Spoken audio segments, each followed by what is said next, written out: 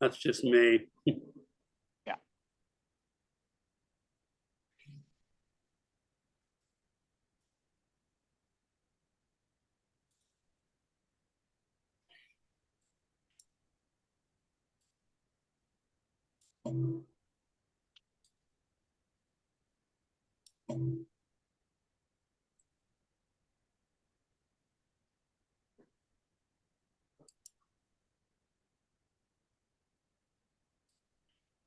Actually, if you're recording it, do you mind then if because it'll facilitate my getaway, would you just send me a link to your recording when you're done?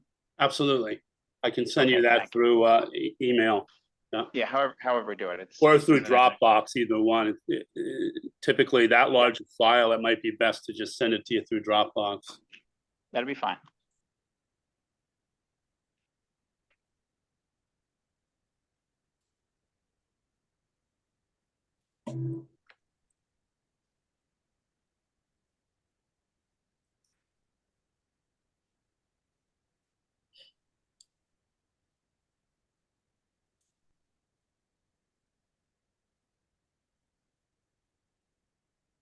John, are you there? Oh, hey, Todd. Hey. Hi.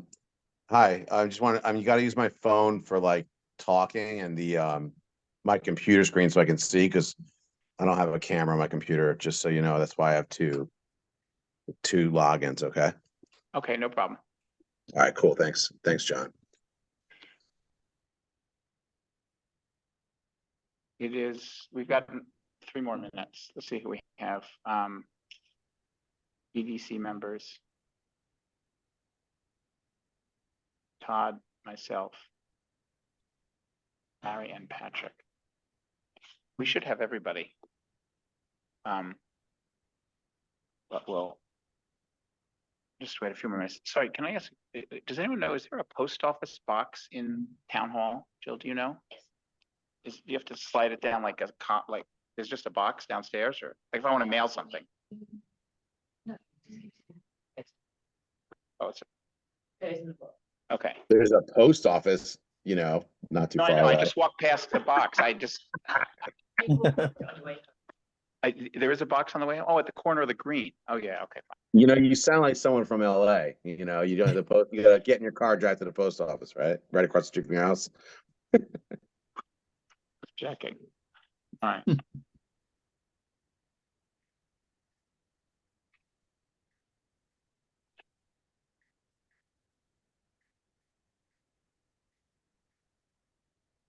So we are waiting for Marion, Greta, and Deborah.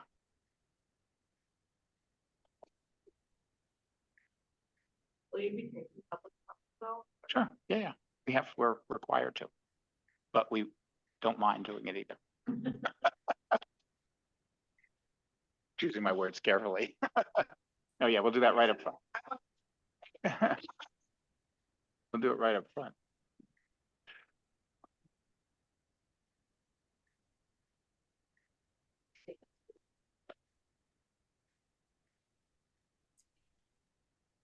Deborah. Okay, great. We have a quorum, but we still have another minute or two.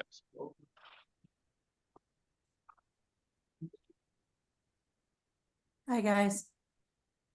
Deborah, how are you? Good. Hi, Deborah. Hey, Todd, how are you? I'm good. Okay. Plugging away. Are you here or are you there? Or over I'm in there? Connecticut. I just got back yesterday. I was in and out. Then we went to Nantucket also. Ooh, fun. Now I'm in the reality between natural disasters and 2 strikes. We're getting it from all sides. Right. Yes, I get that.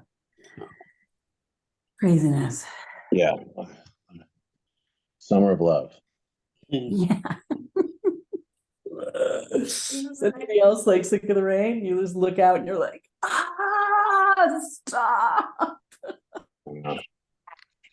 I actually sat outside today for all of 10 minutes. And I was just, oh my God, summer for 10 minutes, you know. All right, I'm going to call the meeting to order. Of course. And it's exactly 12. Oh, no, it's 12:01. I thought for the first time, literally in my entire career, that I would start a meeting at exactly on time, but I missed it. Hi, Mary. Oh, I better Oh. do a pet. Thank you. Calling to order the July 25th, 2023 special meeting of the EDC to talk about our response to the recent flood. The agenda is on the screen. Are there any the normal things, there's comments. We really only have one item, which is consideration of the programs that we talked about at the last meeting to provide short-term support to local businesses who suffered because of the flood. Are there any additions or deletions to that agenda? No, hearing none. We take citizen comments.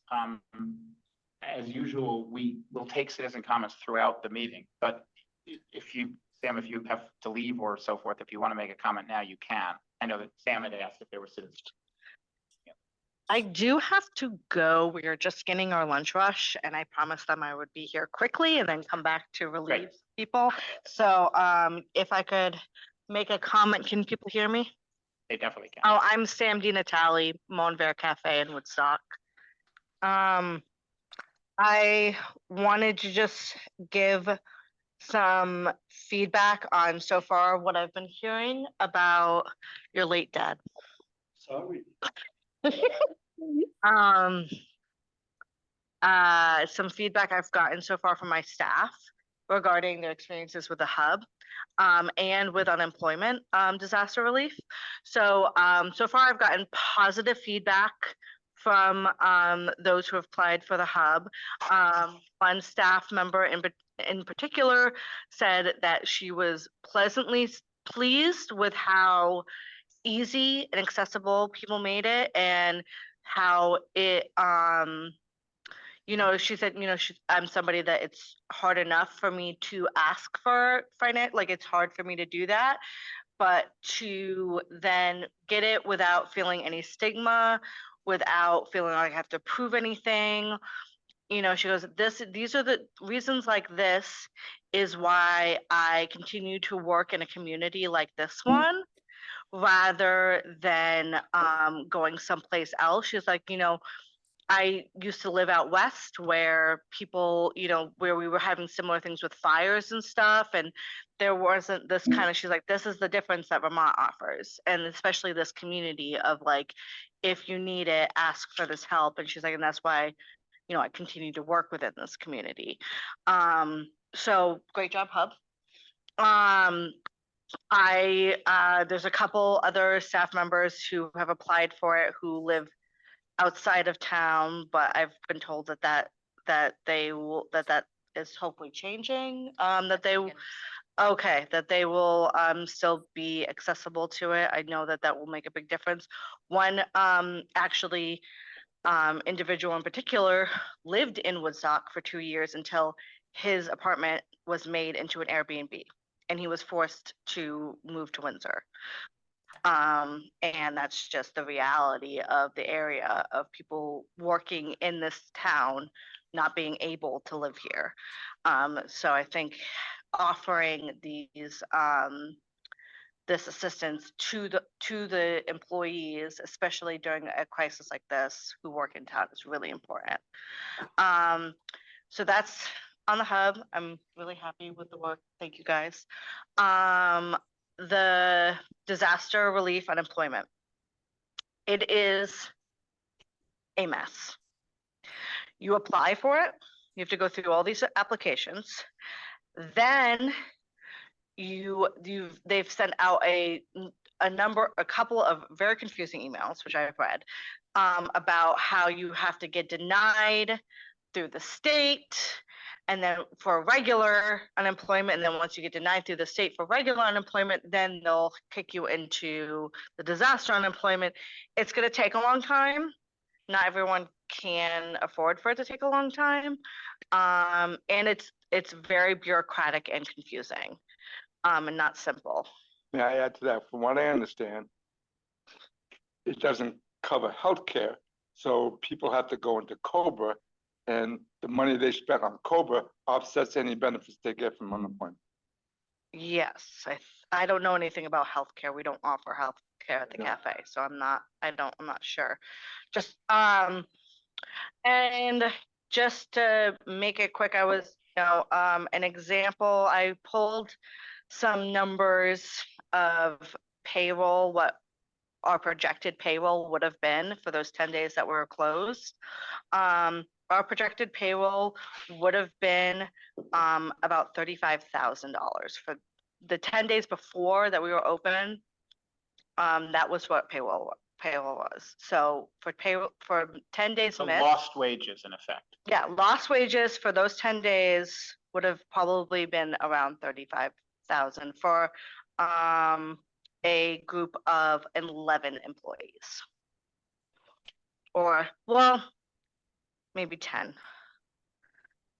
Yeah, actually.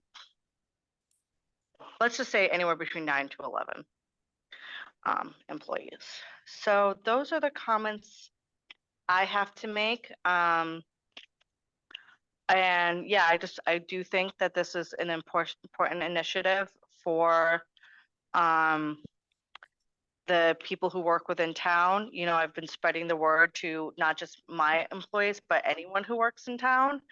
And the overwhelming feedback I hear is like, this is why we stay here and work in Woodstock, is for like things like this, and so I think, moving forward, like, I think that that's really good. May I ask this data? Yeah. Mhm. Of your 11 employees, how many live outside of the Woodstock school area? Woodstock school area. I know 1, 2.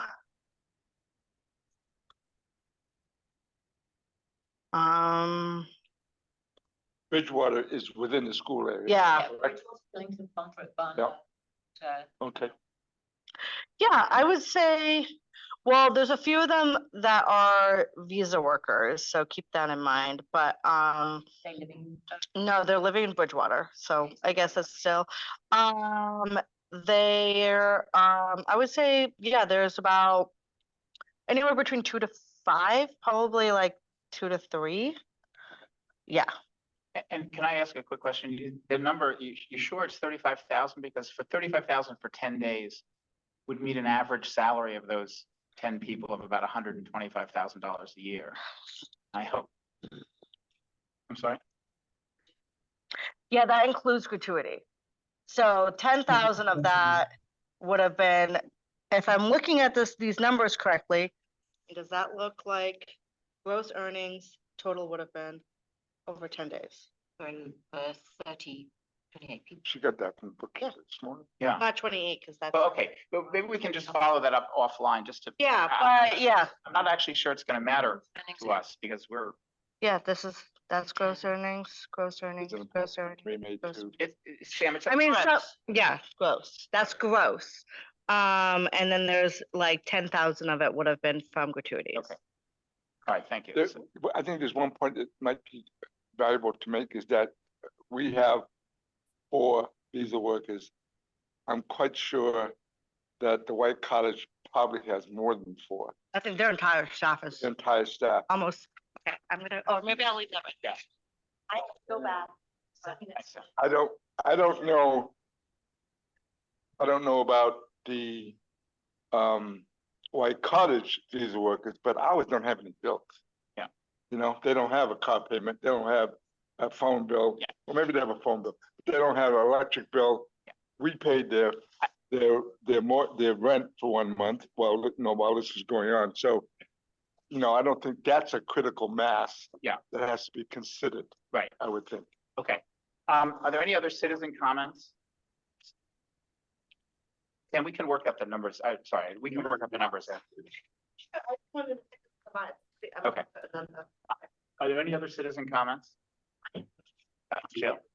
So Well, I'm about to put up another document. I can temporarily. The document is going to prove to be more important, but, Edward, do you have a comment about the citizen comment? We're going to get into the whole childcare, the whole employee wages issue. It's a central item on the agenda.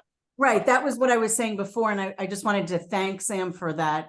I think that's key for us to know that. And I was gonna ask about what if that was tips, so that was helpful. Okay, great. Put down my hand.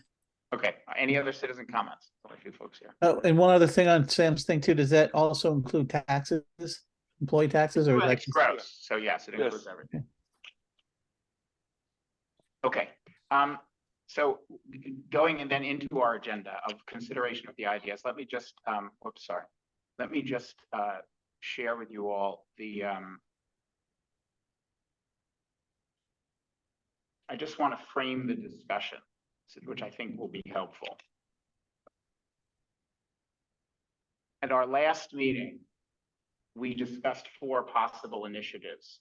The first 3 were, I think, much more weight than the 4th one because we were a little unsure about whether the 4th one was happening. I have some information about that. Because there are a large number of inquiries about canceling, everyone involved was worried about the message that Woodstock is not open and that the economic impact of not having much business between now and October was perhaps equal or was very significant. And as a result of that, the initiative was to communicate to visitors that Woodstock is open for business. And we actually have a request from the marketing group to fund that for $5,000, which is actually a pretty small number.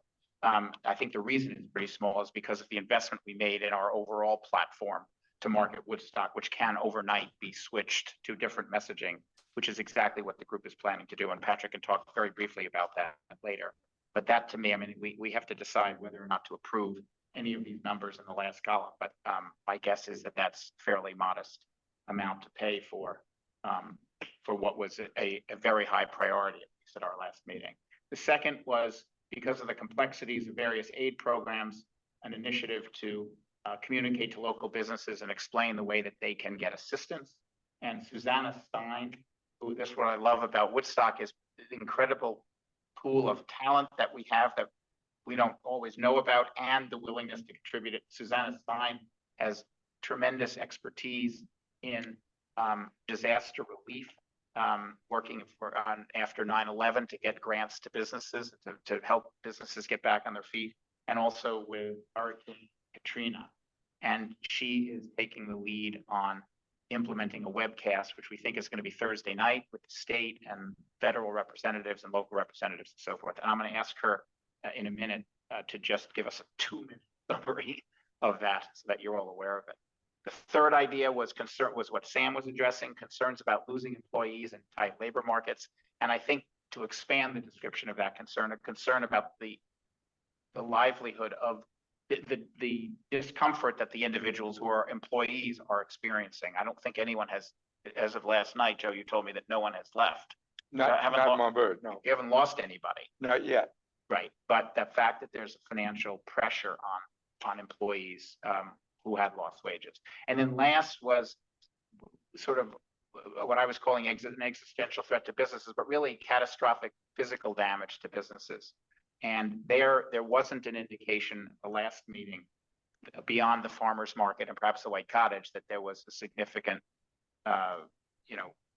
demand for that, or need for that, I should say. Since then, I've been contacted by at least one business person who kind of explained that people are perhaps very reluctant to say it, that there is in fact damage. It's not nearly as widespread as the employee, damage with closures, because like Montverde wasn't physically affected, right? It was That's correct. So, but there is damage in the community, and that the request that we consider that as part of the portfolio of initiatives, remembering that our forecast before the closure, before the flood, was revenues that are available, that are unencumbered for the remainder of this year of $64,000.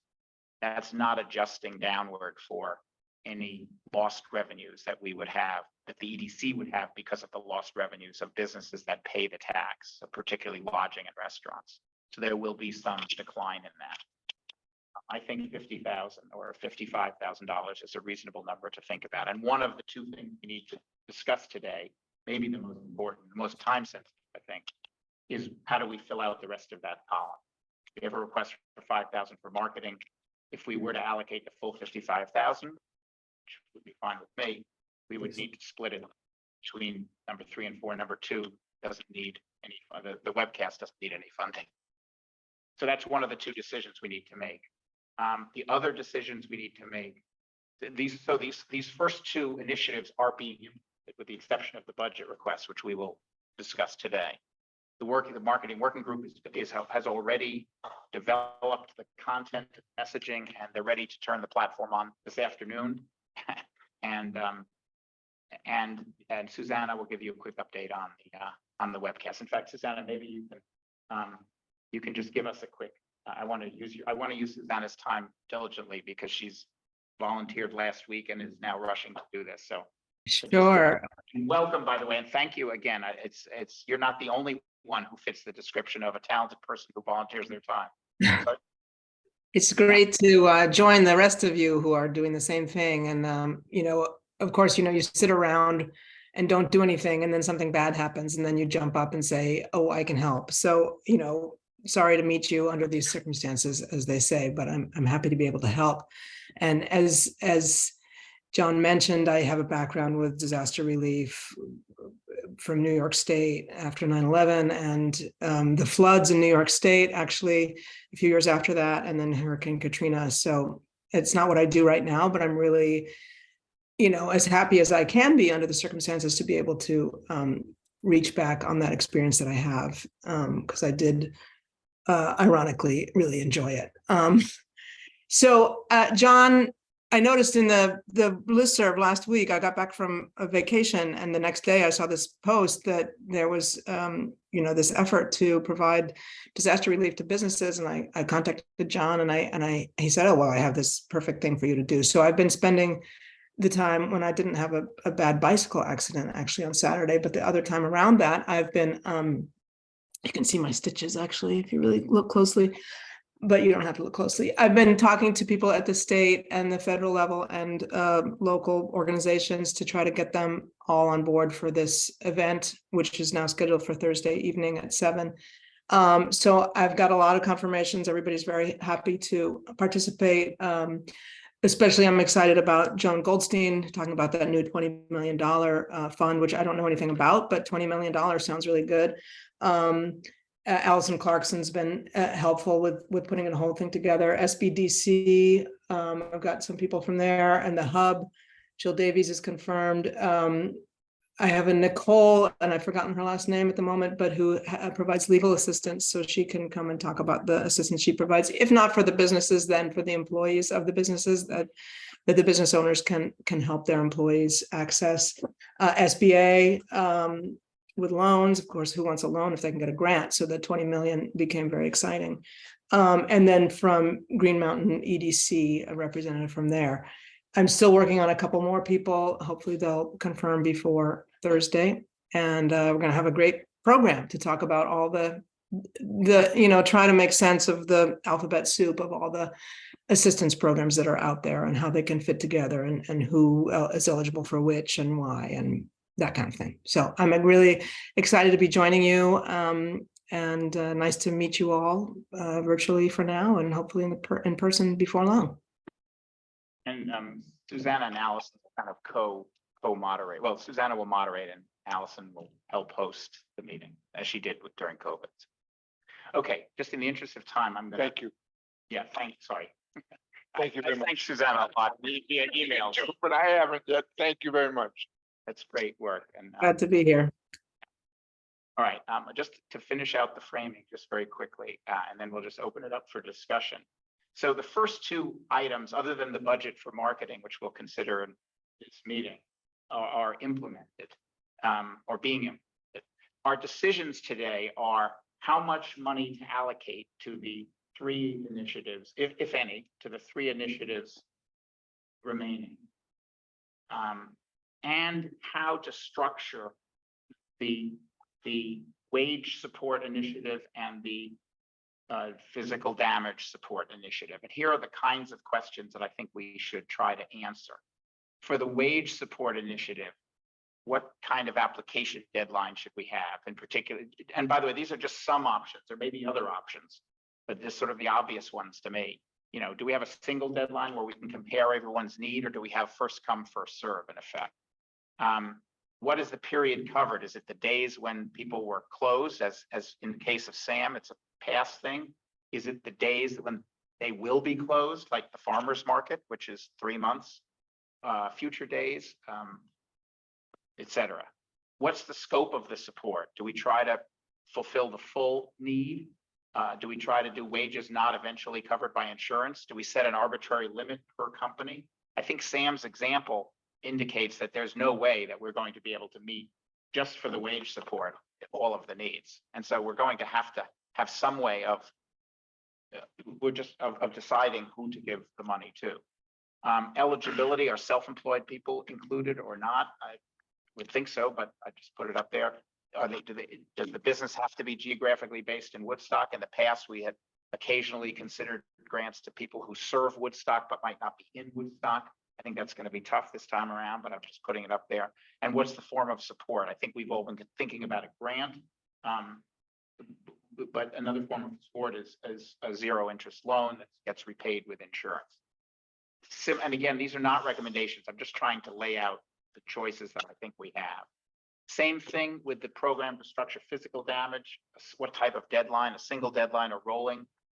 What type of support, grant, a loan, or a loan, a bridge loan between now and insurance, or a long-term zero interest or low interest loan?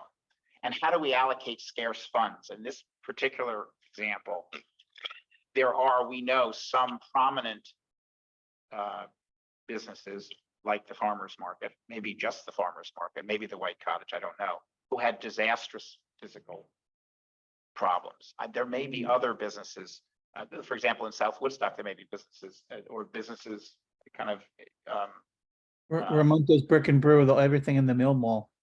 Right, well, but although, right, well, Ramonto's is not, is in Woodstock? No. Ramonto's is just over the line. It's just over the line. But there may be other things. Anyway, there are a small number of recipients who suffered obvious, huge physical damage, and then there may be a larger, but an unknown number of businesses that may have suffered some damage. Do we try to give most of the money or all of it to the big, to have a bigger impact with the businesses that were catastrophically hit, or do we try to spread it out? So those are the things that I think we need to decide. We definitely, I think, should decide today the allocation of funds. And I think we should have some general discussion and ideally decide on how to structure the programs. We can't really go ahead without both of those decisions. So ideally we'll do both.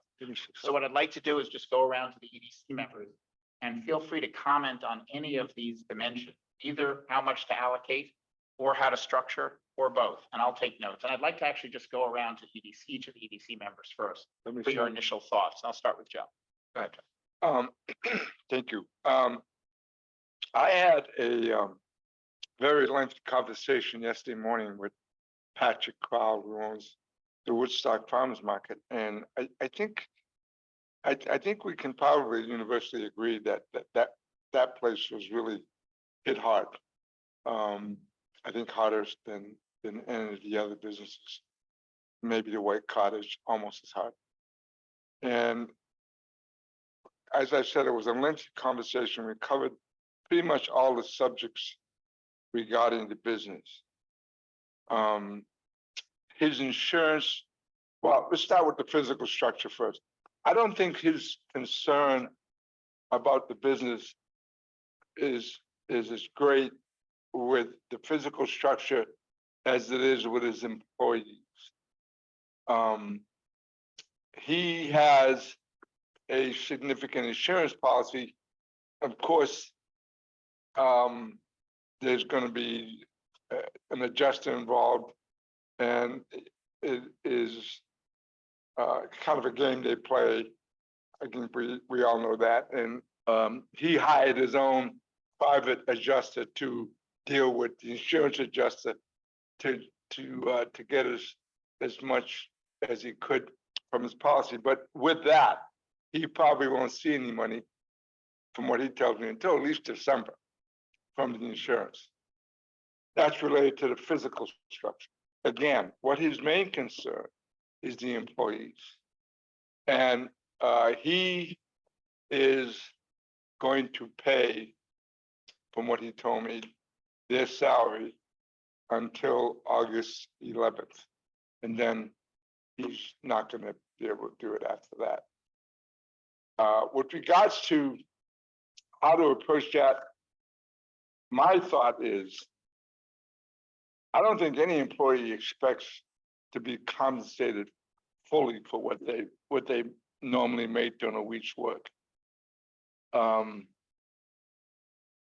I feel that the way Jill's organization handled it is probably more applicable and maybe more acceptable to the employee, whereas they have a bill that they can't meet because of what happened to them, then, you know, they'll pay the bill. I think that is, to me, the most attractive aspect of that program. And I think that's, in my opinion, would probably be the best way for us to handle it. Some way, somehow. I don't know. You know, she would do it, or we give the money to HUD and they do it. But the key essential part, I think, is they want to meet their bills. They want to be able to pay the mortgage. They want to pay the phone bill. They want to pay the electric bill and keep themselves going. And to me, that sounds like the best way to handle this. I don't know how we would do that. Again, whether we would do it or Jill's organization would do it, but I think that's something that they would find really helpful during this time. Do you have a point of view about how to allocate let's say we were allocating $50,000 or $50,000? Who would do it? No. Is that what you're saying? No, between item number one, the $5,000 that have been requested for Right. marketing, Right. the money that we would put towards a program for wage support, or the money that we would put towards physical damage. Yeah. I don't think physical damage is as important as it is wage support. So you'd put I would, the emphasis, in my opinion, would be on retaining employees. We need two things, in my opinion. We need to everybody know that we're open and we need customers. Then we need the staff to support them. And that's the key essential part. So I'm trying to get, in the end, I'm trying to actually get would you say 5,000 for marketing, 45,000 for wage support, and nothing for physical damage? Or I'm not arguing with that. I'm just trying to interpret. That would be my decision. Okay, and I'm not trying to push you. To No, you're not, and you're not. You can't. Okay. We'll see. Does anyone from the EDC want to go next, or do I have to call on people? Patrick. I think I would agree with Joe that keeping the employees is super important. I think the physical damage is just so great that I'm not sure that we can really affect anything there. And I don't think we should reinvent the wheel. And my thought would be to give an allotment of money to the hub for the purpose of helping Woodstock employees. And again, we'd have to talk to them and find out if that's something that they can handle. But you know, for the EDC to try to do it, I think would be a bad idea. I think we need to give the money to somebody who will do it for us. The hub, yeah, Jill is here, by the way, and Jill is, I don't think we should try to design the precise details in this meeting, but Jill is here, and in general, the hub is definitely willing to do something for that. It will cost us, we'll have to pay a little bit of a transaction fee because it costs them money to do the work. But it is possible for the hub to manage it if we decide to run the program through them, which has some. And in terms of I think it's anybody who works in Woodstock, whether they live here or not. I think that's a very important component to this whole thing. Yep. Yeah. Okay. Marion, Larry, and Deborah.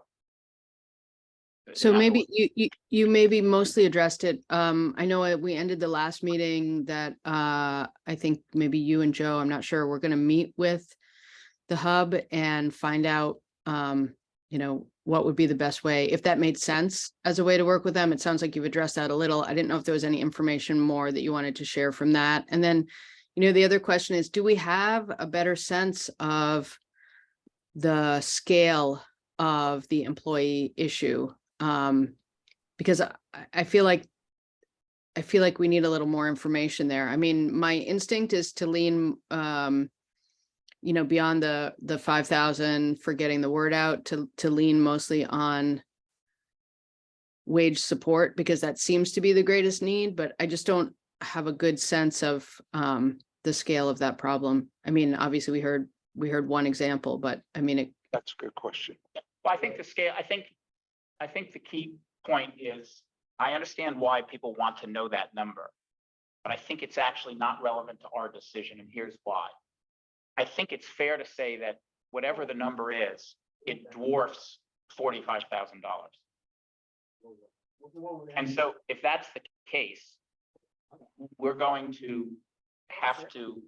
going to meet a portion of the need. What's most important is to, I think, figure out a process for deciding how to meet that portion, rather than what the portion is. I think it's going to be a small portion. I mean, the Inn, for example, has presumably 10 times or 25 times the amount that Montvert has. We're the end. Yep. Oh, sorry. Oh, what then? Yeah. Can you speak to that? Well, really, if you just simply say whether your number is much larger than 35. Yeah, hi, Judy Geiger, Director of HR for Woodstock Inn and Resort. We did have a temporary layoff for 2 weeks of a couple hundred, maybe 300 employees, so. That's order of magnitude, Yeah. 30 times what we just heard. So I think. But I'll just also say Woodstock Inn and Resort is not looking for support from this group. We're here really to be aware of what the community needs and possibly help participate in some relief, so. Okay, well, that's good. Thank you. Your employees, but they had 2 weeks of lost wages. Our employees could go up themselves. Okay. And then state unemployment. It's 200 people, 2 weeks. That's not exact. Yeah. And the state unemployment issues that Sam was describing for her employees are either not affecting your employees, or you're not, or they. No, I would agree with Sam that it is a bureaucratic process. It has to be in some ways. That also a big concern, I think, is some of the people who aren't showing a lot of earnings history, and so their unemployment benefit weekly amount is pretty low. So that's, not everybody's getting, the max unemployment amount. So, all right, so anyway, Marion, I think we don't know more than what we've just heard. I remain confident that we can only meet a small proportion of what the actual need is, or whether or not people ask for the need. The biggest need would have presumably come from the Inn. They're not going to ask, so that makes a big difference. But I still don't think in my opinion, it probably doesn't change it. I think our decision really needs to be, how do we allocate it among the people who might need it?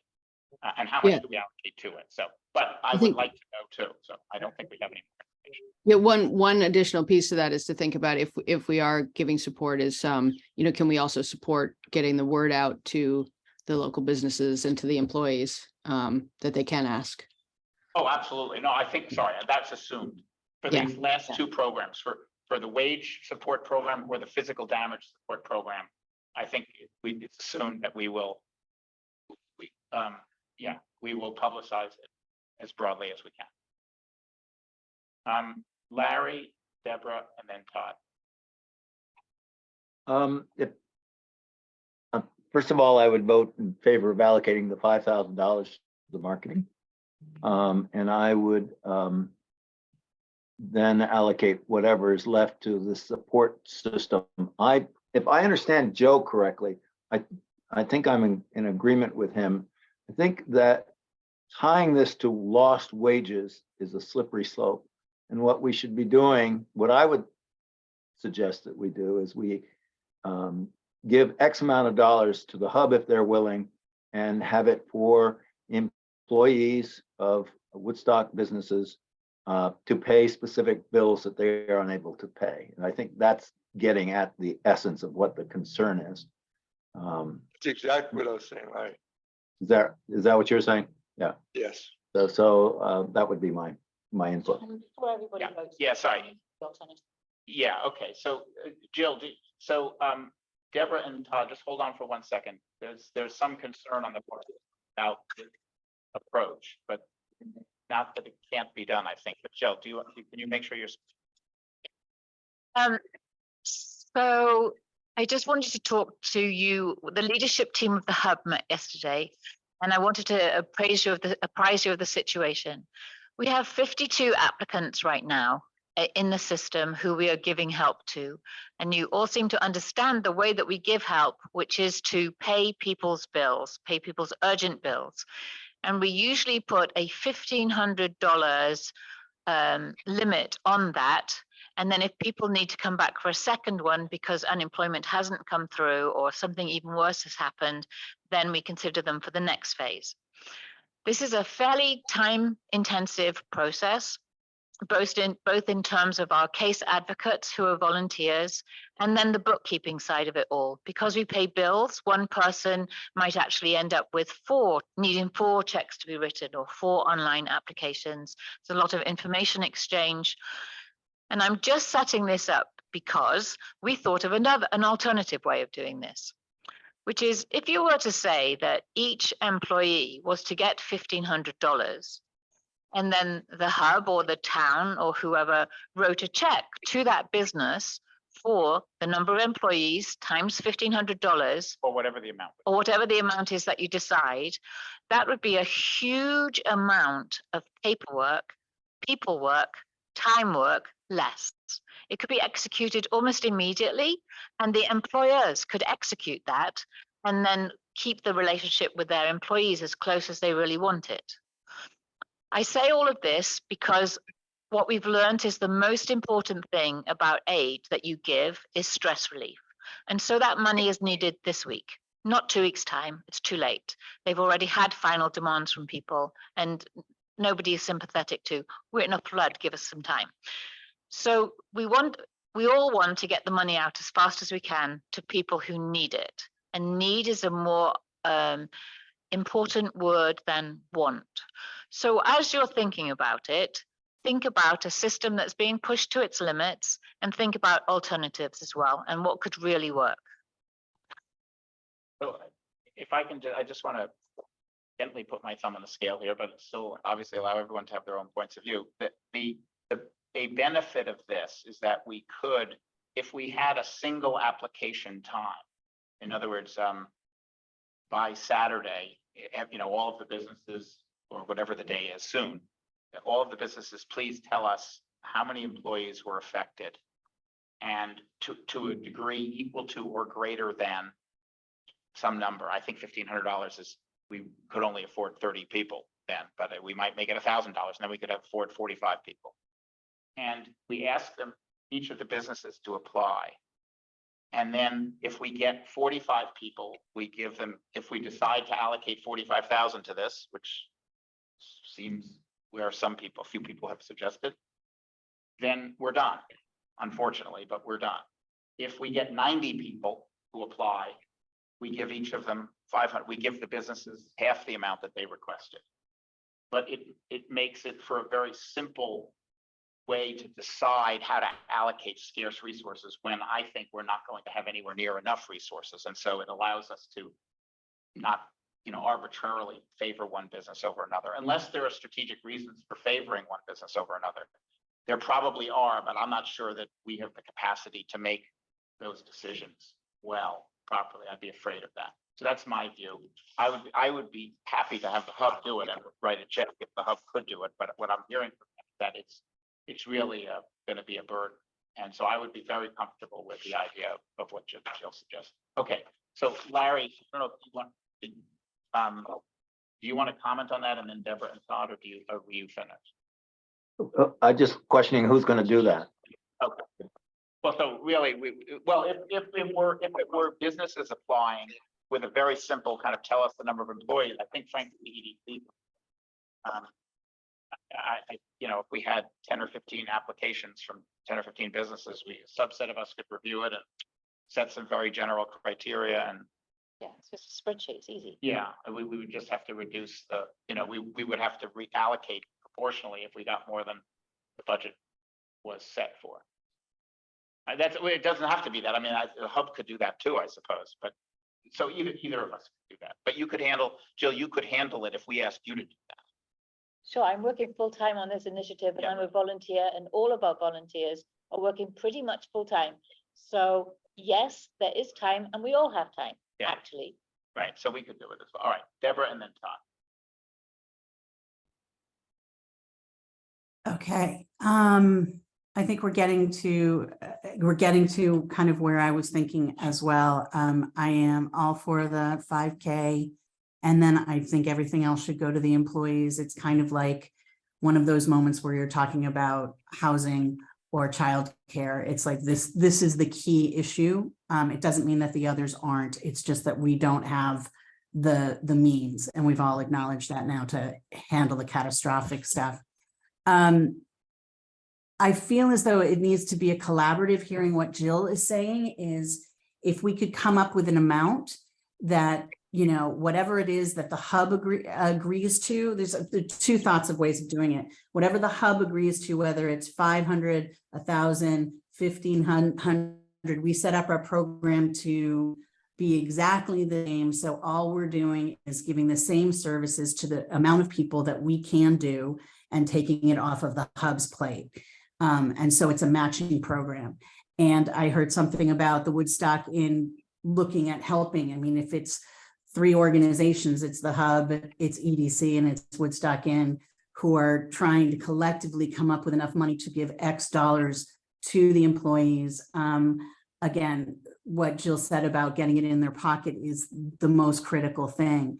Another approach that I was thinking of is to pick a bill, and I don't mean to go through the whole process of seeing the bills and et cetera, but if we were to say, we're interested in making sure everybody who hasn't been working has their health care covered, and it's between $300 and $600 covered for a month or whatever it is, and we specifically want to fund healthcare and health insurance for people during this period of time, and figuring out what that is, because then it's tangible. We know what it is, and we make it available until the funds run out. So those were 2 different ideas. Okay, thank you. Todd and then Greta.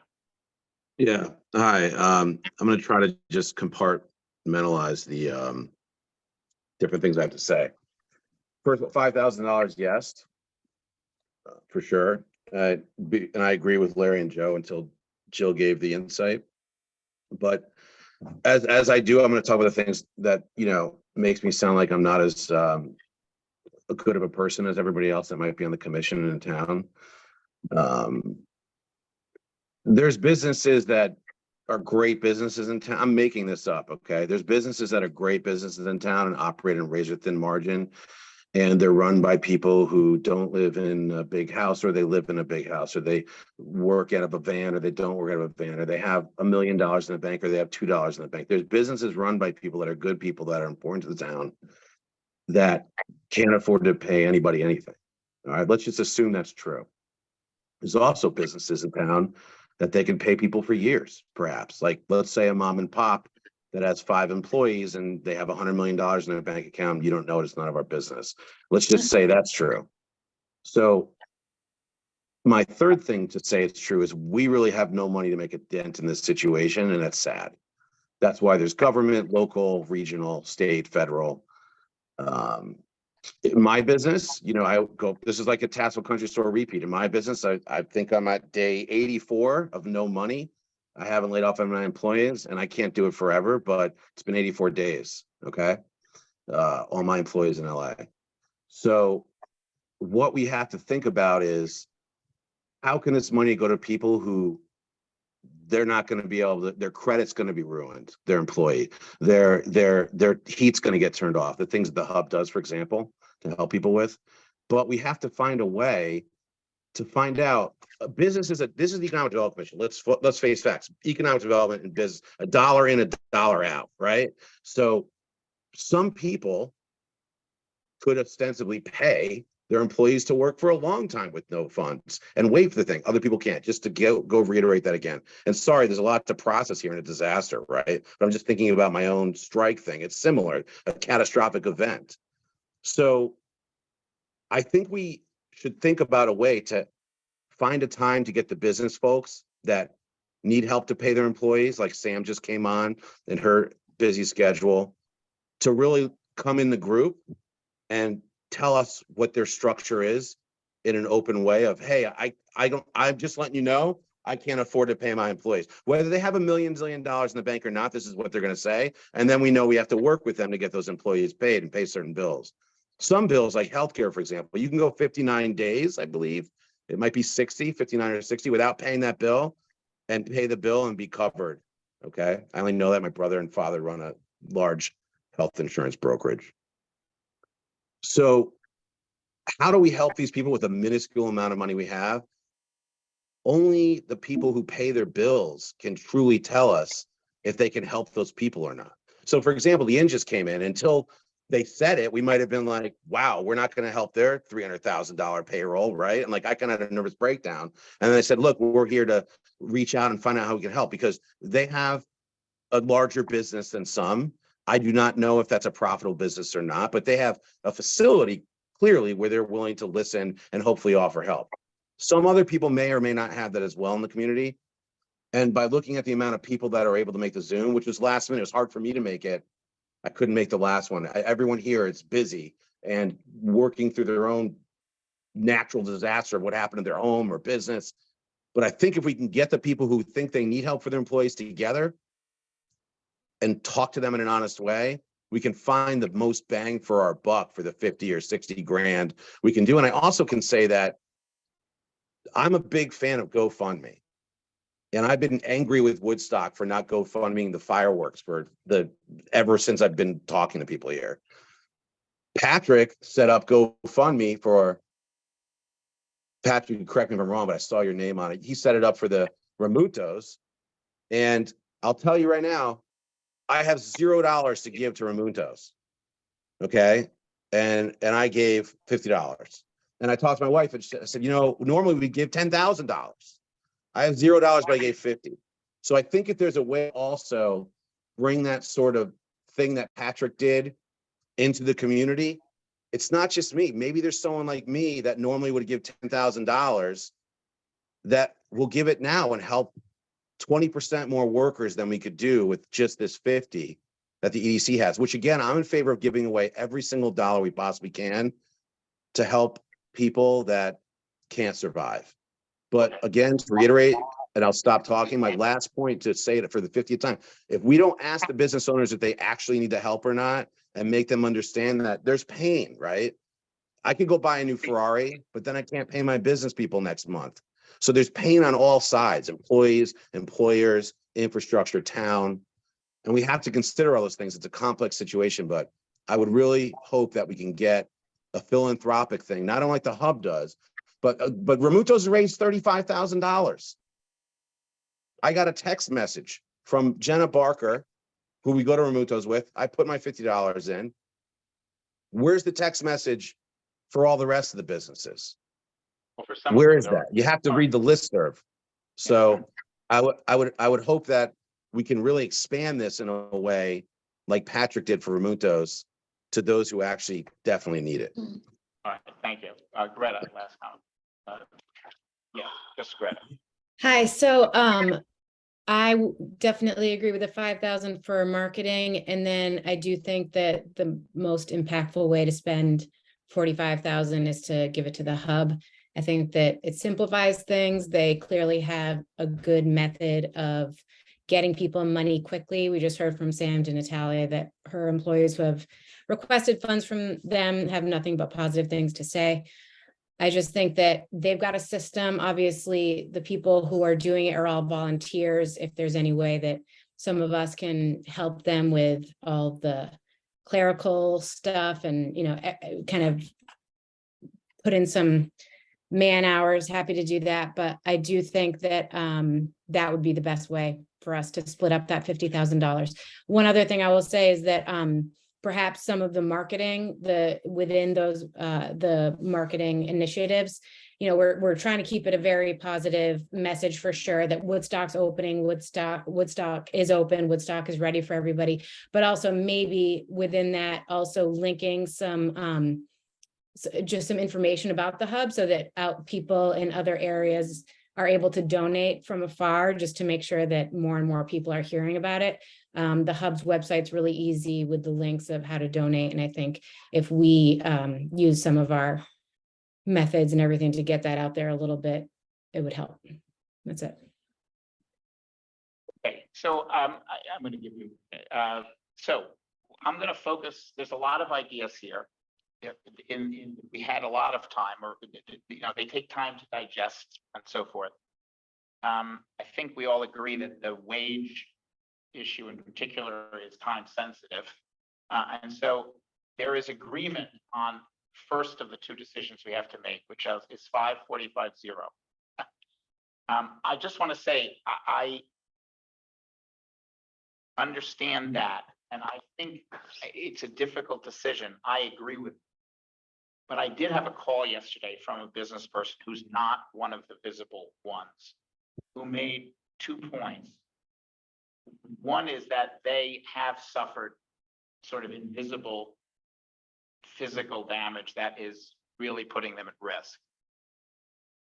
And secondly, so we won't be able to address that. Now, I don't know whether we would have been able to address it much anyway. So I don't disagree with the decision of allocated, but it's excruciating to think about those specific situations where people have been affected in bucket number 4, and we won't be able to help them. But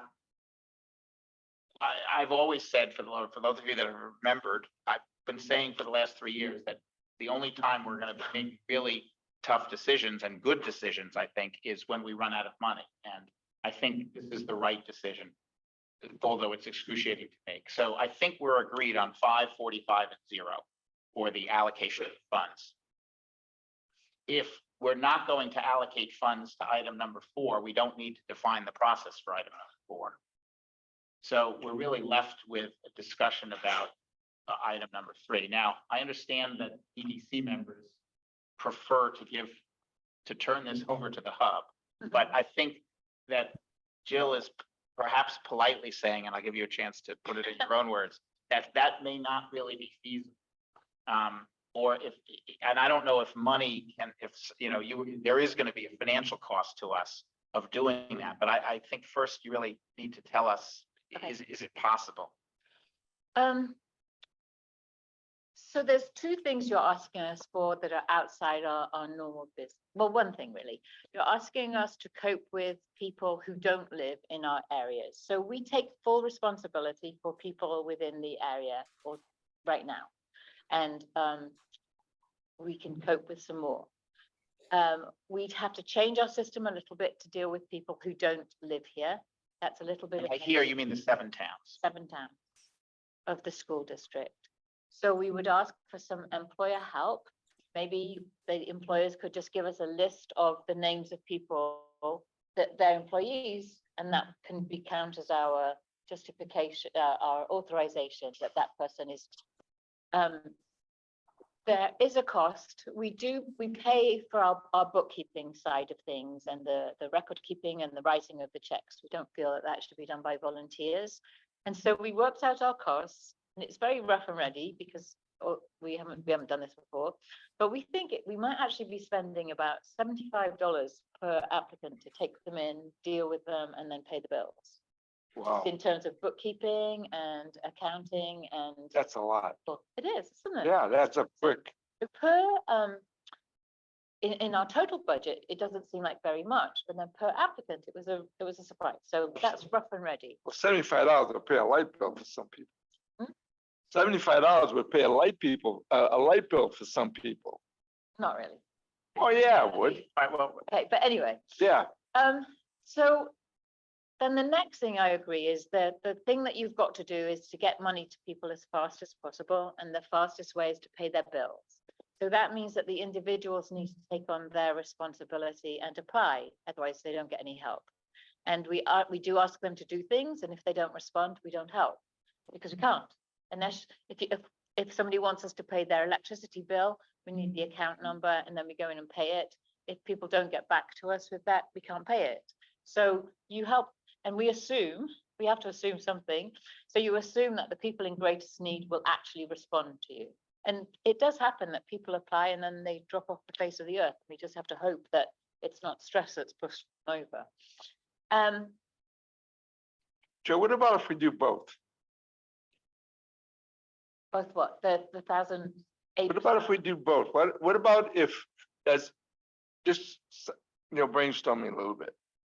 What about if the EDC would just give money to the employers, distribute it to their employees, and then if they need additional funds individually, they go to after that. So if they could come back to us, so long as there's some of that 45,000. Yes. The people Or not. Yeah. don't live in the area are the concern, right? Yeah. Back to us, and they live within our area, then we'll accept them as. Yeah, exactly. I guess for those of you that support, first of all, I understand the instinctive reaction to turn it over to the hub. And in fact, I think at the last meeting, someone else suggested that. My reaction was, oh, what a great idea. This is. But what is the problem? What would be the problem of asking a group of employers by Saturday? Yep. So make it Thursday. This is important, do Okay, it. fine. It's that important, do it in 2 days, Well, we have to announce it. We can all, right? How many businesses do we have?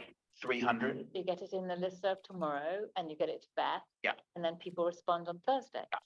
Yeah, it's possible. We'll set the date. What would be the problem with saying to people, please give us, we have a program, we have $45,000.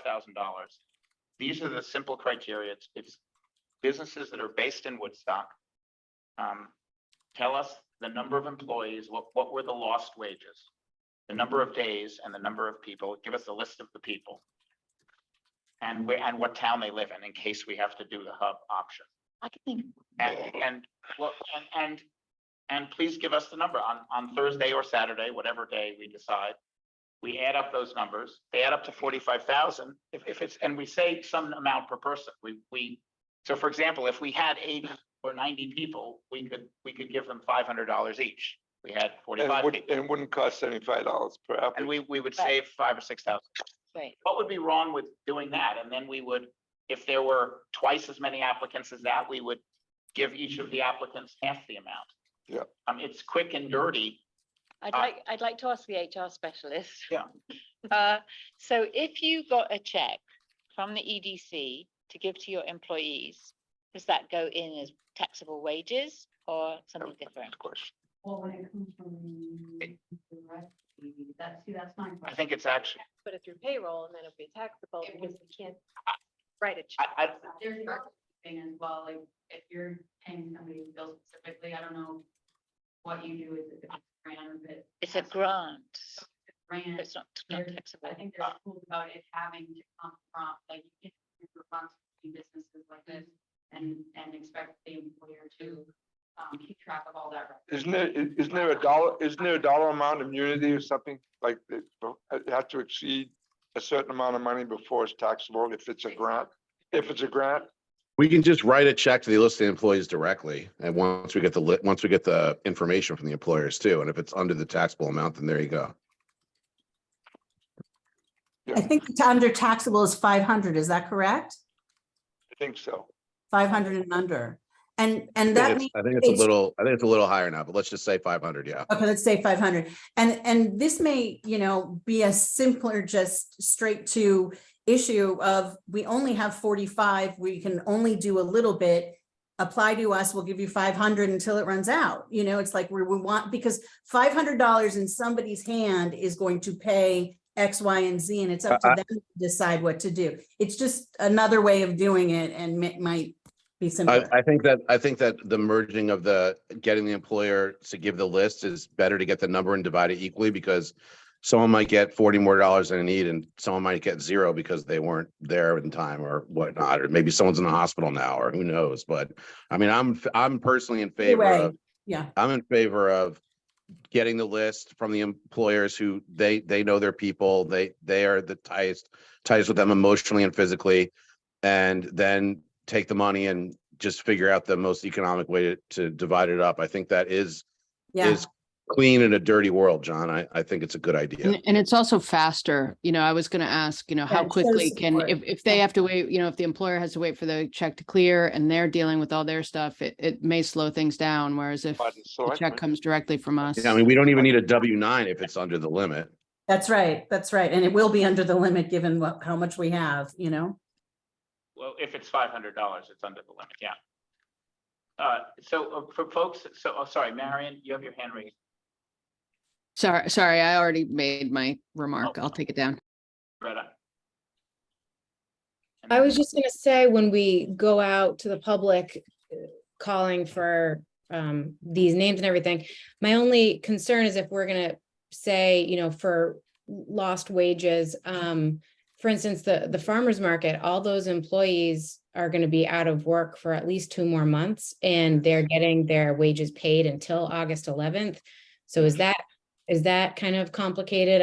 I wonder what how we word it, so it's just, you know, everyone who needs the help can get it.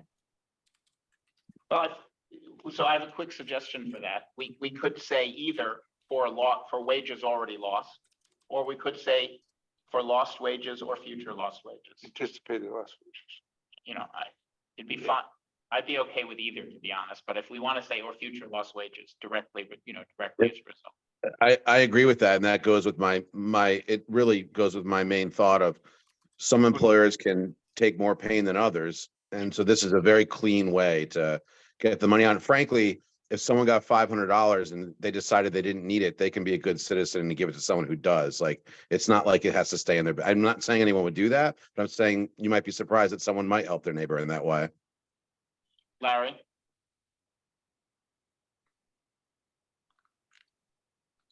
Is he muted? Yeah, he's working on it. You're muted, Larry.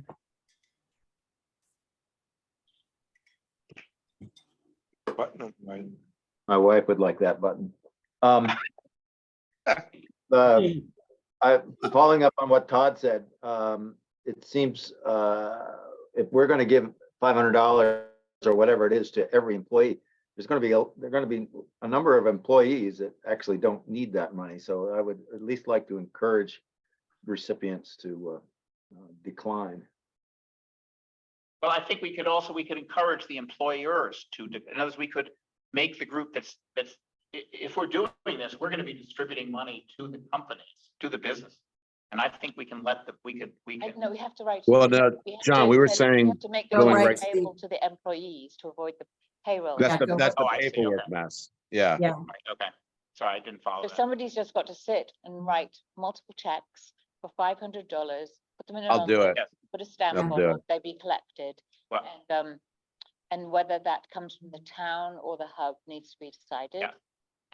If this is the way we go, and then your work is getting these names of people who've lost their wages and an address. to send Well, right, but I guess my point is that we could have if the people to whom we wrote checks were given to us, not by people coming to us, but by employers coming to Yeah. us, we could control for the issue that Larry and Todd are talking about to some extent. It would be in the judgment of the employers as to who needs it. Yes.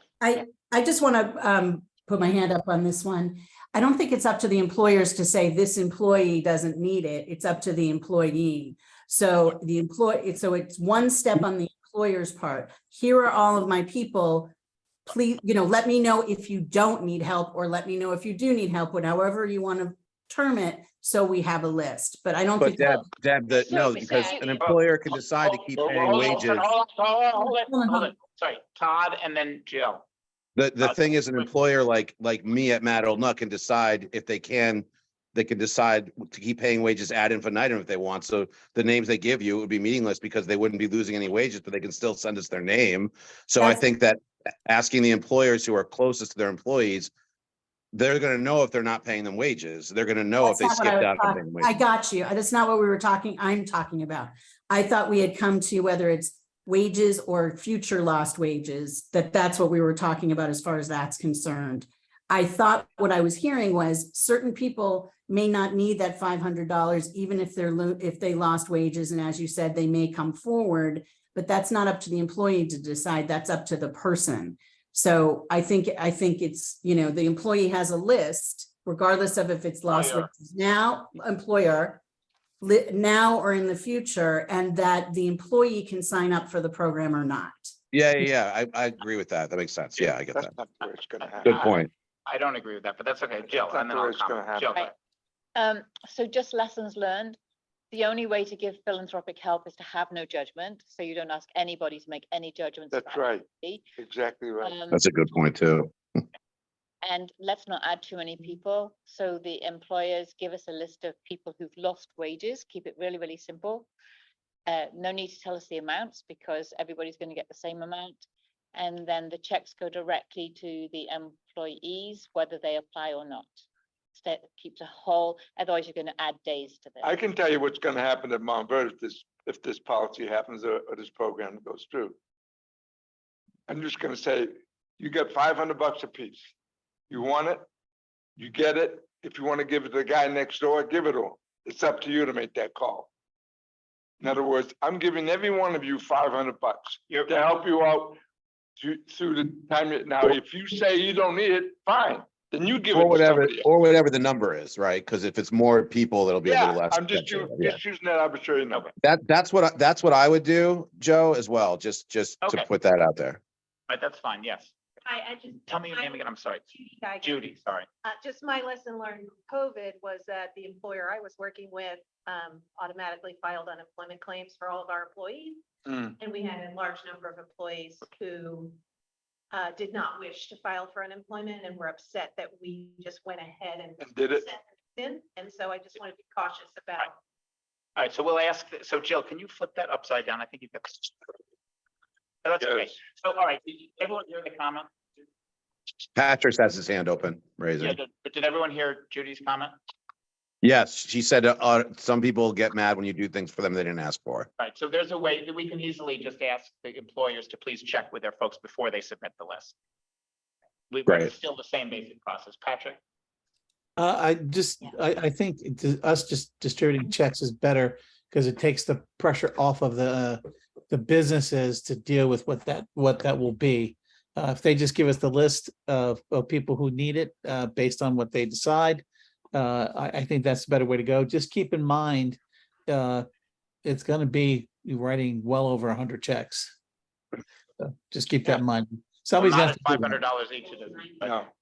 Well, it's I'll 90. do it. It's 90 at $5, 500 each. Right. Can I ask a question? Make people's hair stand on end a little bit? Sure, go ahead. How many employees lost wages? Sorry. Let me ask a question of the commission that may make your hair. Excuse me, there's a big thing going on here. What? The inn has 200 to 300 employees who lost wages the last 2 weeks. But they're not going to send us the Yes, list. they are. Well, They are not looking after their employees. They're looking for ways to help the community. That's different. Yes, right. it is the different. employees For us, wouldn't want to be left out of a program unless we were making a back end donation to cover that amount. But I can't commit the company to doing that right now, but What he's saying exactly. If we take this approach, large number. we're going to have another 300 we're going to have 300 applicants more than if we took a different approach. Because- And 3 applicants will be the inn employees. Right. Okay, I so mean, how they- does the inn feel about that? Wait a minute. How does the inn feel about that? For employees in the community, I can't bar our employees from participating. Right. Right, so we would either need to have them participate, which would reduce the pool, or we would somehow consider on the back end. Are you suggesting that the inn would supplement that amount of money? No, she can't commit to that. Understandably. Yeah, sure. Yeah. So this solution is terrific in every respect except this one. Yeah, Which is, I think, which is valid. valid and large. Yeah, yeah. Yeah. Huge. And that's It would huge. wipe out the whole thing. There's Yeah. a lot of employees, I wouldn't assume that all employees are full-time and losing the same percentage of their income. We have a lot of part-time employees that Yeah. have time jobs and. Yeah. Right, but we're, That should be part of the qualification. it's too complex. it's too right? complicated. It's speed versus that. I think we're settled on a fixed amount. We're settled on if we get twice the requests that we can afford, we cut it in half. We're settled on that part of it. And Yeah. I think if the, So how was the inn handled? How do we handle the inn? How I does have that an come into idea. play? I have an Why are you idea. smiling at me? We set a limit, corporate, public company, private, gross revenue estimated or whatever. So let's say if you're $5 million or more a year in business, or 10, we just make it a place where the inn can take care of their own folks, because they should. They're a giant company compared to everything else. That's what I would do. And lots of government programs do that. I mean, the whole town, if you add up every other employee, it's not probably the end. the employees are going to be more upset about that. Than the inn management will be annoyed by that, but the employees, I think, would be very upset. But if Microsoft had an office here with 100 employees, we wouldn't expect Microsoft not to take care of those employees. And I can tell you right now, the inn has more money than Joe, Then the EDC does. I hope so. or they can borrow it. Right. This is a great point that I didn't think of at all. And it's actually giving me an anxiety attack. But at the end of the day, there's winners and losers. And this is a terrible situation. And we need to help the people who are losing the most with otherwise corporations that they're employed by that aren't in positions to help them in a meaningful way. Again, if Matt Old Nut was all in Woodstock, I wouldn't send any of my employees this way. I would just pay them. That's what I would do. So maybe the end feels that way, maybe they don't. Dollar in, dollar out. We talked about it. Yeah, well, yeah.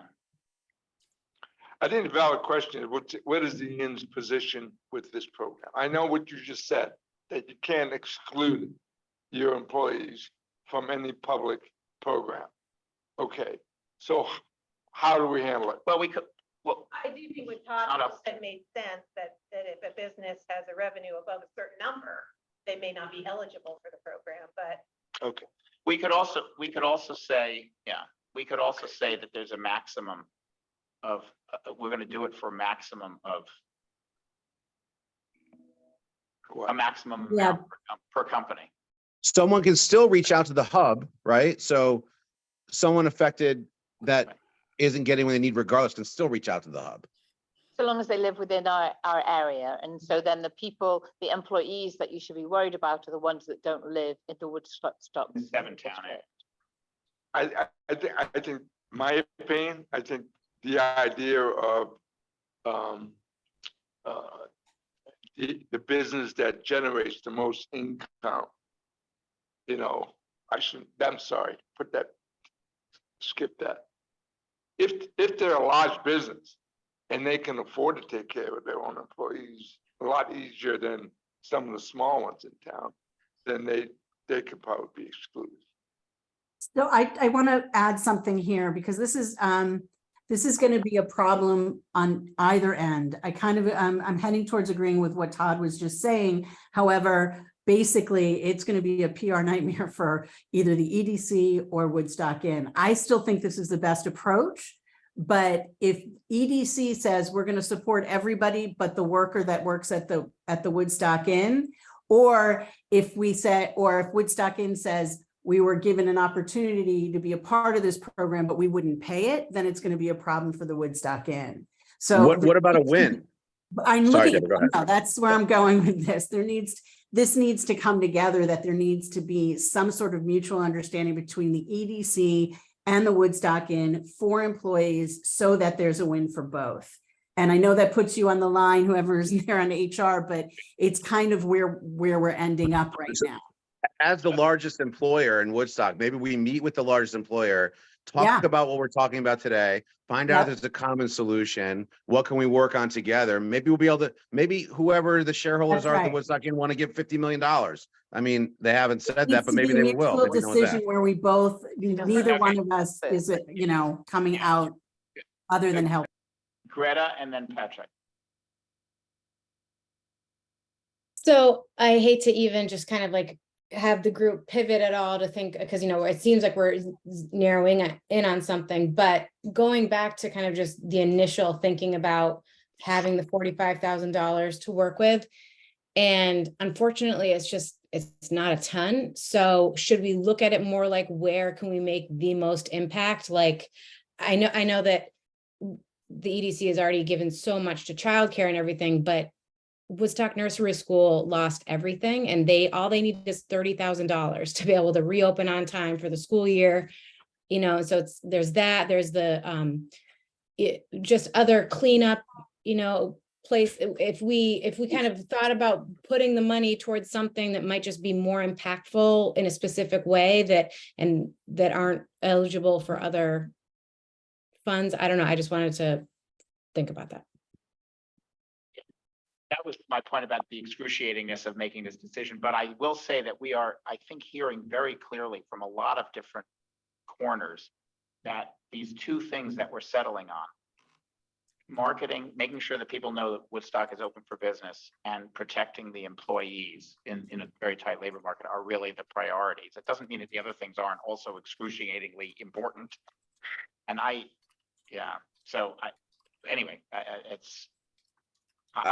reluctantly would stick, personally, I would reluctantly stick with our program, but we each have our views. Patrick? John, I have an issue. I have a hard stop at 1:30.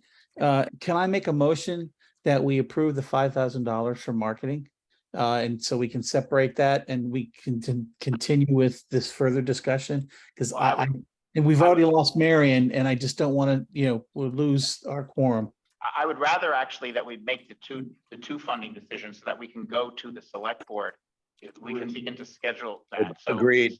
So could you make a different motion? All right, I'll make a motion that we approve both options, 5,000 for marketing, 45 for employee support. Second that motion. All right, is there any further discussion then? All right, all in favor, say aye. Aye. No one is opposed. Okay. All right. Thanks, Patrick, for making that point. So I will, by the way, reach out to the select board. They have said, Mary is here. You've said that you could meet fairly quickly to approve whatever decisions we make. So all right. Patrick, before you run, can you, did you go already? No. Before you run, can you get with John or whoever and find out if there's a way that you could set up one of these GoFundMe's that can come our way, so we have more funds to distribute if rich person XYZ just wants to give us a bunch of money? Can you guys talk about that offline, like as a separate thing? Well, Todd, can I just say, the hub is really that, and they. But the hub's not marketed in that way, and people don't read the listserv. The GoFundMe is the thing everyone understands. So maybe we do a hub maybe do GoFundMe for the hub then, and just broadcast that. Is GoFundMe tax deductible? I don't know anything about it. I just know that when I see think you need to GoFundMe's, I'm always giving. You need to be really careful, because the people who are going to give big money will not give it to anything that is not a 501c3. So it's just wasted effort dividing our money. I've given hundreds of thousands of dollars through GoFundMe, and I'm not that rich, and I never thought about tax deduction. When people are in need, they want a mechanism, but maybe the GoFundMe page has a link to the hub page thing or something, but not everyone reads the listserv. Rich people from Boston aren't reading the listserv. But let's divide the problem. Individuals and families who live in our school district will be taken care of by the hub, and the hub is fundraising. So if you want to promote the hub, that to your discretion, that's great. That goes into a 501c3. Hi. So Tom, hey Tom, can you? Yeah, I gotta mute myself. Hold on a second. I can get it. There you go. The piece that we need to. Sorry, Ellie. I'm actually at. You're still on mute. We hear you, Tom. No. I'm muted. We're both muting him. Tom, you control it. Okay, he's muted. Go ahead. Why don't we wait until Thursday when we hear Suzanne's webcast and find out what help there is for physical business damage, and then decide if there should be some other initiative that is directed towards businesses? Well, I think we've already decided that we're not going to allocate our funds to that. Yeah, to we just voted 50,000. on That's a different issue than what Todd is. Okay, well then let's not separate the fundraising. Let's certainly work out how to promote it more, but Right. channel So- it to the hub. But I think I just want to, we've all agreed on the wages, the support for the employee support / wage program. We have this conundrum. I think Deborah's suggestion, which is, I don't want to call it complicated, but is an extra step, is really the highest quality way to get at this. If we Yeah. could sit down, in the next 24 hours with the inn, a couple of people, I would suggest 2 people from the EDC and 2 people, well, whoever from the inn, you and anyway, you or whoever can help you make that decision in terms of financial commitments, and talk about ways in which we can have a win-win, or ways in which the inn would be comfortable and the EDC would be comfortable on behalf of the community. And let's just say, by the end of the day tomorrow, we would like to try to figure that out. Can I ask you one quick question? Hold on, guys, one second. Wait a minute, I need, let me ask, I wait a minute, Pat. I need to He's leave. I gotta need to run. leave, and I need to ask if you need me. No, I don't think I think the only thing we needed to vote on was, well, sorry, 1, 2, 3. No, we have a quorum without you. That's fine. Okay. Thanks, all right. Patrick. All right, Thank thanks, you. guys. Sorry. Does the inn plan, is the inn paying its employees, or have they planned to compensate their employees as an inn, to their inn employees in any way? It was to refer them to. And that was it. I mean, the inn is unlike Patrick, who plans on paying his employees till the 11th of August. The inn does not have such a plan. Correct? Closure and we open now, so there's no more lost time. But 2 weeks is a gap that's Yeah, important. yeah. Okay. So say what? And you're still hiring? Anyone You probably get it from Woodside Farmers Market. for the rest of the summer. Yeah. That was my question. So your employees are making money now. Yeah, everyone's back to work. Yeah, it's the gap in the collaboration. That's the Yes, question. right. Yeah. I'm happy to come in and be one of the people that represents if you want me to. Okay, thank you, Deborah. Is there someone else who would like to? I'll jump in, Jeff. All If right, you want to. so Deborah and Joe. Great, contact me and we'll figure Judy, it out. sorry, wait, I need to get Jody's concurrence about this process. Are you okay with that if we? Yeah, I think there's more discussion, we can hopefully figure it out. Awesome. Okay, Where you going? You going to Greece? yeah, I'm leaving. So. Can I just make one more comment? Earlier, you made a comment about COBRA costs for Yeah. healthcare insurance. My suggestion would be that COBRA is really not usually the best financial choice for people. We have a Yeah. Vermont exchange. What I was doing was sharing with you what Patrick shared with me. His employees were reluctant to get involved with disaster unemployment because it negated any kind of health insurance that he was providing. They would have to go into COBRA, and the cost of that offset. This is how it was described to me. Would offset any unemployment they would get. That's how it was described to me. I'm just sharing it with you. Okay. So I think the way in which we decide to implement this program is going to be important to the select board. Yes, it is. So I think we're going to need to have another meeting. Yep. Which maybe, I mean, hopefully it'll just be sort of 30 minutes, 15 minutes if Deborah and Joe and Judy and I, who's the president now? Sorry. Elaine, Elaine. Sorry. I'm really. can I come? Can I join you? Yeah, I think that would be great because I think that having the option of the hub. Sorry, let's just get some official voting guidance for that discussion. If, and I suspect this is possible, if the best solution is to go back to having the hub do this on a per person basis, just, you know, it's just that the funds are sort of roughly the way we talked about. And it costs us $75 per applicant, which is, to me, is the only downside of, downside of the hub approach. Are we comfortable with that outcome?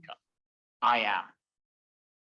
I mean, I'm not thrilled by it, but I don't think that they're trying to make a profit off of us. I think, you know, the hub has No, to. it's not about that. No, not at all. And I think it, and so if we had 80 people at $500 plus the hub, that would be 45,000, 46,000. 46,000, so. Can I ask Ian to mull over a question between now and next time we meet? And maybe the question Well, might. sorry, just before we do that, Joe, Go can I ahead. get just an answer to Go mine? ahead. Is there anyone who's opposed to giving Deborah and Joe that option and that option as plan B if they can't figure out a better plan A? You're okay with that? Sorry, Tom, you're, No, I'm just trying to clarify what, You missed the discussion. yeah, sorry. Okay, we'll give you an update on that afterwards. No, so no one is opposed. Okay, so Deborah and Joe and Jill. So if Jill could join the discussion, and you have the flexibility to revert back to the hub option, which doesn't, I think, disadvantage anyone. And then if we go that option, we just need a select board approval of the money. That, well, and the process, I think, I mean, they don't have to get into the detail. It's just, we're going to give the money to the hub, and, you know, we just have to describe it, I think, in a couple of sentences. So this needs to happen tomorrow, basically, so that. Right. Okay. And what I would do is ask the select board, I'll work with Mary to see if we could have a meeting of the select board on Thursday or something, so that by then we'll have our. Joe and. Thursday or Friday. I'm available tomorrow anytime after 12:30. Well, can you schedule it offline? Yeah, sure. Sorry, you were going to make a comment, but I. Good morning. Just a question that the inn, you can take back to the inn and talk about, and it might save us some time when we all get together. The question would be, would the inn be willing to absolve themselves from this program? Because if the inn's not involved, then we've got it pretty well figured out. Absolve means take care of your employees. Oh, I'm sorry, but just, yeah, just, would the inn be willing not to be involved with this program? That's the question you can bring back. And when we Right. get together, we can talk about it then. And again, the question is, if that happens, it could look really bad on that side. So we're trying to find a way that we are doing the same thing that the inns do. But if the inn says, you know what, we're taking care of I got it. Can I just suggest that we not have tomorrow's meeting right now? Yeah, Yeah, good. exactly. Yeah. Okay. so John, I had two quick questions. I just wanted to clarify who's on this group that's going to be meeting tomorrow. I have Deborah, Joe. Just Deborah. Are there any, Deborah, Joe, Jill from not from the EDC, Deborah, Joe, Jill, and I think two people from the Two or inn, is three. that right? Sure, whatever. Couple If of- I understood, it well, was Judy Judy, Geiger, obviously and the head of Elaine. HR. Do you want to be pinned down publicly on who's gonna be at the meeting, or it's just? Well, the other question I have, Can't stand it. the other question I have is that phone call that I interrupted the group with a few minutes ago was actually Elaine Olson calling me. Because I had reached out to her with a lot of questions that have been addressed at this meeting already. And she suggested that I call Lauren this afternoon. I assume it's Lauren Thompson. Do I have that right? So Elaine suggested, Lauren, that I reach out to you this afternoon with any questions I might have of the Inn and Resort. She's deferring it to you. So, Okay. Lauren nods. So may I call you at the Inn and Resort, Lauren, later in the afternoon? Yes. Excellent. Okay. So I think what we're headed towards then is a meeting tomorrow between some members of the inn, Jill representing the hub, and then Joe and Deborah. Is there anyone else from the EDC who would like, it's just really just Brett or Larry or me? Feel free to join if you would like, but the two of you and Is Larry awake? Jill. Yes. I think we probably, I think we should have a short Zoom meeting, and the only time I can think of it really is tomorrow night. Or is, if we were to do it at, say, 6:30 or so, well, 6:30 for half an hour. tomorrow night. I can't do it tomorrow, man. I want to be there, but don't obviously with me, but I'm the water with kids sailing regatta. I'll never be able to make it unless it's later. What about Larry, Deborah, Greta? I can. You I can't can make it? do it after 6:30. Okay, well, Joe can't make it either. We do early morning Thursday? You know, we'll do the scheduling offline. Okay. We'll do it via email. So what I would like to do is if Joe and Deborah and Jill and the inn could jointly send an email to me after your meeting and just explain where you're at. Either here's what your recommended solution is, we think it meets all of the needs, or we don't have a solution. We think the hub can do it and we could go back, or something other than that. Whatever it is, get the communication to me as soon as you've met. In parallel with that, I will work with the select board to figure out when they might be able to meet. And I'll work with all of you to try to figure out when we could meet. Who is sending the email to connect all of us? Is there a person who has everybody's email? Yeah, congratulations. I'll send it. I'll send the email. I'll send it right now. Okay, great. Just to get us going as a group. Thank you. Yeah, okay. All right. I think that's, Mm-mm. I mean, we've narrowed in a lot, which is great. We still have one more step to take, which is to try to figure out how we don't trip over ourselves in implementing this program. Okay, so Yeah. just one more thing. The communication goes out to the employers to ask them for their list now, and we do this in parallel. So we don't make any promises, but we say we need this information to implement something now. I think that helps put a value on per employee. What amount are we talking about? And that will help us make our decision. No? Well, I think if we were to do, that's a very good suggestion. If we were to, so could someone just close that door? Yeah, sorry, thank you. Thank you, Joe. I think that's a good idea.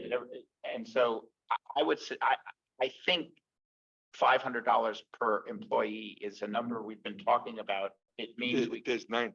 it means we can do 80 to 90 people, which seems like it would have an impact.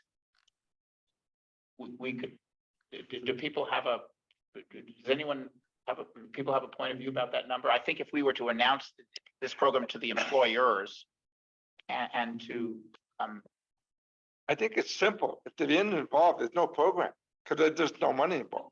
no, Across the 7 towns? I think it's way more than that. It's Yeah, not I don't seven, really it's know how not you're 7 getting that. towns, it's 1 town, it's only Woodstock, Yeah, it's, Woodstock money. Yeah. It's the farmer's market, it's Monbear, it's no, we're not Full of ratcheting the freedom. money back. It's $45,000. Maybe if the maybe I'll end- but if simply the say end's involved- $45,000. If the end's involved, there's no program. Simple. No, Because that's there's not not, enough money. that's not, I mean, no, sorry, hold on one second. That's literally not true. It is. No, it isn't. We only get $45,000. They get 300 employees. We're going to give, the facts. Let's stop all this stuff. Let's do a meeting with the inn. Let's get a message out to the employers that say, we're going to share some money. We need this information to decide how much. Yeah, and we need it in the okay, next day." that's Done. good. Let's just decide it. yeah, it Right. does. As the person who's going to have to write the request to a business. Yeah. Who does not share that information ever with anyone. It's not as easy as what you're saying. Great. And with businesses who don't respond at all to emails from the EDC, leave it, no matter the subject, inviting them to a meeting with food, they don't respond. And they don't respond. They don't say we can't come. They just don't respond. So it's not trivial. I'm sorry to, expressing some past frustration, but not at you. Yeah. But in any event, I also worry that the discussion, Go ahead. well, the number, I'm going back, saying that it's $500 a person, which you didn't suggest, is probably not a good idea, given the discussion that we're going to have tomorrow. We don't know what the number is, but we would say $45,000. We could say that. Yeah. We voted on it. That's what it is. Yeah. Right, exactly. So. But I do, that- sorry, but I do that- think though, moving in parallel, I do think moving in parallel is a good idea. So I'll take care, I'll figure out, and Beth's still on? Her chair is still on. I'll work with Beth to try to communicate. We'll have to put something in the listserv to get to everybody. I'll explain the program and ask for, actually what they would, all we really need, we don't need the list of employees, we need the number of people. Might as well get it all in one go. It's a simple request to your bookkeeper. I think that's what Sam. Yeah, if they want to share the information with us. All right, anyway, sorry, we can deal with this problem offline. I think your suggestion is. This is why it costs $75 per applicant. Let's move it. I think Jill's suggestion is let's move in parallel if we can. So if we can, we will. So Todd, Nope. sorry, you got your hand raised and then I want to. Yeah. But So I'm going back to a point I made earlier, because this is clear. We know we're going to talk at the end. We know we've just voted on two things, 5,000 and 45,000. We've made actual bona fide progress here, but I just want to go back to understanding that we need to figure out a way to publicize the HUD and non-hub, rather, the hub and non-hub, because Ramuntos has raised $38,425 in 6 days of people that maybe want to give money elsewhere. Maybe they don't even know what Ramuntos is. I put in the web link. I put the web link in the chat for people that might want to look at it to understand how Patrick, who's a marketing genius, crafted the story. So the reason I'm bringing it up again is twofold. One is we have 45 grand. We had to raise that over 1% over X amount of dollars spent in Woodstock over time. They raised $38,425 in 6 days. It's something we have to really consider and try to figure out. But also on that point, we have to do two things at the same time, and that seems like an oxymoron. We need to tell people we're open for business, but we should also ask them for money. So I don't know how you do that, but we need to ask people for money. We'd be remiss if we aren't asking people for money, just like Pat did on behalf of Ramuntos. I say that, I don't have any more capacity. I guess I'd say that. So others who do, I don't want to stop anyone from doing it and so forth, but I don't have the capacity to do more than what we're talking about in this program. So I don't personally know how to do it, but can we just have Patrick set up the same page for the EDC? Yeah, I think feel free to talk to him, but sorry, could we? But this is a big deal. This is a big deal. $39,000 in 6 days is 90% of our money. We have a meeting in a week. Anyone who would like to work on this, feel free to Okay, is there a legal issue with it? Are we allowed to do that? Can we raise money and go fund the EDC? Deborah. Yeah, so I agree. I think that we need to allow for people to come and be a part of this funding. So I think tomorrow's meeting is important, because if we're coming to the community and saying EDC is putting it in, this person's putting it in, this person is putting it in, come join us because we have X many people we need to fund, then we have the numbers to let people know exactly how much we're short, come join the effort, boom, everybody gets $500 or whatever it is. So, but we need to have those numbers to be able to go forward and do that. Okay, well, I welcome anyone who can come with a finished program, implementation, work plan, and assigned responsibilities to do this. Please, I would be happy to disseminate that finished executable program to the EDC. A lot of money, isn't it? Tom, I'm sorry, but I don't have time I'm literally going to miss my flight, and I think we've actually come to a reasonable conclusion. I think that answers my question anyway, John, because my question was whether you were going to post anything to the listserv before you hit your flight, and it sounds like no. I'm going to send an email. Actually, I'm going to I'm going to send an email around to connect. I just need Judy, your email. And I think I will figure out a time in the next 24 hours for when we can next meet, hopefully in the next day or so. Here we go. Okay, John, if you would do me the courtesy of adding me to that email, I'd appreciate it, if it's not confidential in any way. I'll check with the folks to see if it is. I think we might, I'll work on that. Can we get a motion to adjourn? Adjourn. Is there a second? Second. Actually, Greta, raise your hand first. Sorry, Todd. All in favor? Aye. Are there any opposed? Okay, we are adjourned. Thank you. Nice meeting you. No traffic for you, John. Get there. Travel. I'll Travel send safe. you the recording by Dropbox, John. Lauren, nice Thank meeting you. What's your role, Dora?